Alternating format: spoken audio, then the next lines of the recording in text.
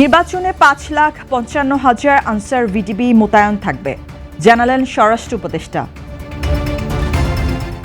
সংস্কার প্রশ্নে অন্তর্বর্তী সরকার অপশক্তির কাছে আত্মসমর্পণ করেছে টিআইবি। তারেক রহমানের আহ্বানে সাড়া দিয়ে প্রার্থিতা প্রত্যাহার করেছেন বিদ্রোহীরা। টেকনাফের হোয়াইক্যাং সীমান্তে মাইন বিস্ফোরণে উড়ে গেল যুবকের বাঁ পা। চীন সফরে যাচ্ছেন কানাডার প্রধানমন্ত্রী মার্ক কার্নি। বিপিএল ছক্কায় পারভেজের 50, 6 উইকেটে জিতল সিলেট। শুভ সন্ধ্যা, স্বাগত জানাচ্ছি বাংলাদেশ প্রতিদিন সংবাদে। সাথে আছি আমি অনন্যন্তী। আসন্ন ত্রয়োদশ জাতীয় নির্বাচন অবাধ, সুষ্ঠু ও শান্তিপূর্ণ ও উৎসবমুখর পরিবেশে আয়োজনের লক্ষ্যে সারা দেশের সব ভোট কেন্দ্রে মোট ৫,৫৫,৯৫৮ জন আনসার ভিডিপি সদস্য দায়িত্ব পালন করবেন বলে জানিয়েছেন স্বরাষ্ট্র উপদেষ্টা জাহাঙ্গীর আলম চৌধুরী। সোমবার দুপুরে বাংলাদেশ আনসার ও ভিডিপি একাডেমির ইয়াদ আলী প্যারেড গ্রাউন্ডে মৌলিক প্রশিক্ষণ সমাপনী পাসিং আউট প্যারেড অনুষ্ঠানে তিনি এ তথ্য জানান। স্বরাষ্ট্র উপদেষ্টা জানান, সারা দেশে ৪২,৭৬৬টি ভোট কেন্দ্রের প্রতিটিতে ১৩ জন করে মোট ৫,৫৫,৯৫৮ জন আনসার ভিডিপি সদস্য দায়িত্ব পালন করবেন। এ লক্ষ্যে গত বছরের আগস্ট মাস থেকে আনসার ও ভিডিপি সুপরিকল্পিত ও সমন্বিত প্রস্তুতি নিয়ে আসছে। ইতোমধ্যে প্রায় ৫৬,০০০ উপজেলা থানা কোম্পানি আনসার, ২,৫৫,০০০ ভিডিপি সদস্য এবং ৩,০০০-এরও অধিক আনসার ব্যাটালিয়ন সদস্যকে মৌলিক প্রশিক্ষণ দেওয়া হয়েছে। একই সঙ্গে নির্বাচনী দায়িত্ব পালনের উদ্দেশ্যে প্রায় ৪.৫ লক্ষাধিক সদস্যকে STDMS সফটওয়্যারের মাধ্যমে তালিকাভুক্ত করা হয়েছে। তিনি আরও জানান, জাতীয় সংসদ নির্বাচনে সারা দেশে ১,১৯১টি Ansar battalion striking force team মোতায়েন থাকবে। প্রতিটি টিমে ১০ জন করে মোট ১১,৯১০ জন সদস্য দায়িত্ব পালন করবেন, যা সামগ্রিক নির্বাচনী নিরাপত্তা ব্যবস্থাকে আরও সুসংহত ও কার্যকর করবে। অনুষ্ঠানে সেরা নৈপুণ্য ও পেশাদারিত্বের জন্য ৪ জন নবীন প্রশিক্ষণপ্রাপ্ত সদস্যকে ক্রেস্ট প্রদান করা হয়। এ সময় আনসার ও ভিডিপির মহাপরিচালক সহ ঊর্ধ্বতন কর্মকর্তারা উপস্থিত ছিলেন। করোনা বা যে কোনো ভাইরাসের এগেইনস্টে ফাইট মানি ব্যাকট্রলের লেফট রাইট।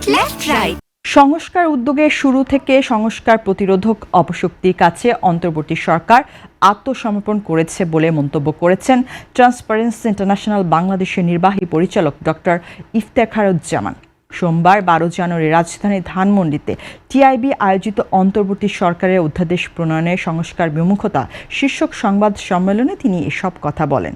ডক্টর ইফতেখারুজ্জামান বলেন, শুরু থেকে অন্তর্বর্তী সরকার কোনো পর্যায়ে সংস্কার প্রতিরোধী মহলকে চিহ্নিত করে প্রতিহত করার গুরুত্ব বোঝার চেষ্টা করেনি, বরং এই অপশক্তির কাছে আত্মসমর্পণের ফলে অনেক গুরুত্বপূর্ণ সুপারিশ বাতিল হয়েছে, অনেক সংস্কার পরিপন্থী সিদ্ধান্ত গ্রহণ হয়েছে, এমনকি জুলাই সনদকে যুক্তিহীনভাবে লঙ্ঘন করে নেতিবাচক উদাহরণ স্থাপন করা হয়েছে।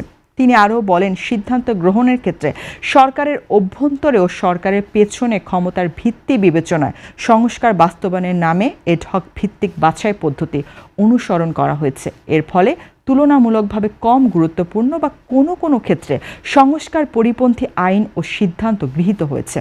ডক্টর ইফতেখারুজ্জামান বলেন, সকল সংস্কার কমিশনের কাছ থেকে সংগৃহীত অন্তর্বর্তী মেয়াদে দ্রুত বাস্তবায়নযোগ্য সুপারিশ নিয়ে সরকারের পদক্ষেপ সম্পর্কে বাস্তবে দৃশ্যমান কোনো অগ্রগতি হয়নি, কিছু ব্যতিক্রম ছাড়া। তিনি আরও বলেন, সংস্কারের জন্য খাত বা প্রতিষ্ঠান নির্ধারণে কোনো সুনির্দিষ্ট কৌশল অনুসরণ করা হয়নি।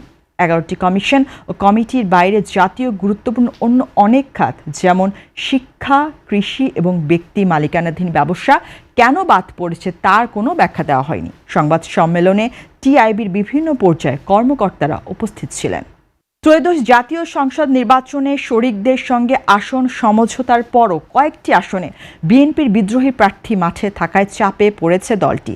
এ পরিস্থিতিতে বিদ্রোহী প্রার্থী হওয়া নেতাদের গুলশানে বিএনপি চেয়ারম্যানের রাজনৈতিক কার্যালয়ে পর্যায়ক্রমে ডাকা হচ্ছে।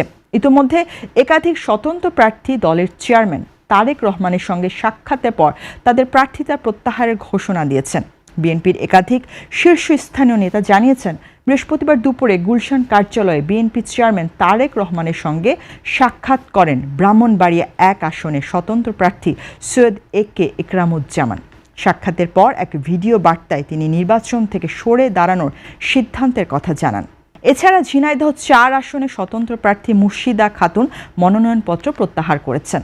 ব্রাহ্মণবাড়িয়া ৬ আসনটি বিএনপি তাদের মিত্র দল গণসংহতি আন্দোলনের প্রধান সমন্বয়ক জোনায়েদ সাকিকে ছেড়ে দেয়। ওই আসনে বিএনপি কেন্দ্রীয় নির্বাহী কমিটির সদস্য ও সাবেক এমপি এম.এ. খালেক স্বতন্ত্র প্রার্থী হন।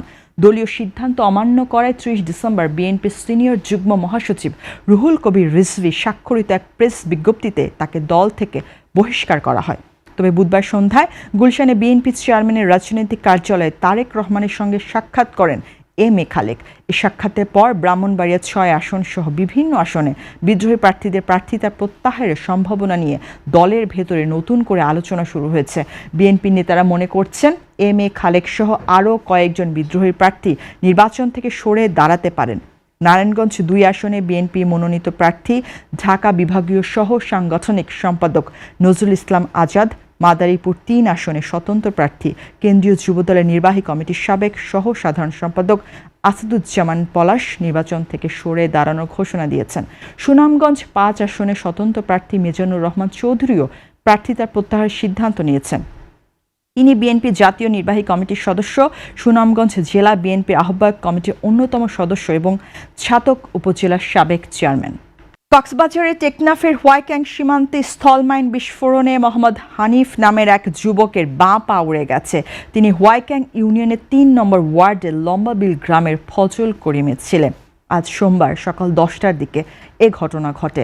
বাসিন্দারা জানান, হোয়াইক্যাং সীমান্তের নাফ নদীর সংলগ্ন এলাকায় ব্যক্তি মালিকানাধীন চিংড়ি ঘেরে গিয়ে মাইন বিস্ফোরণে আহত হন হানিফ।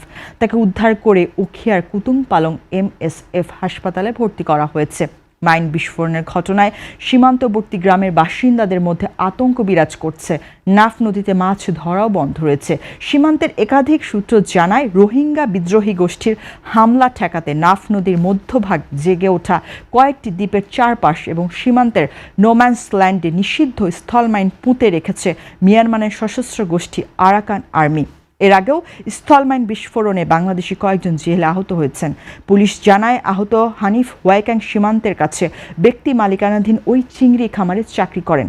সকাল 10টার দিকে তিনি খামারে রাখা নৌকা ঠিকমতো আছে কিনা দেখতে গিয়েছিলেন। এ সময় পুঁতে রাখা স্থল মাইনটি বিস্ফোরণ হলে তার বাঁ পা বিচ্ছিন্ন হয়ে যায়।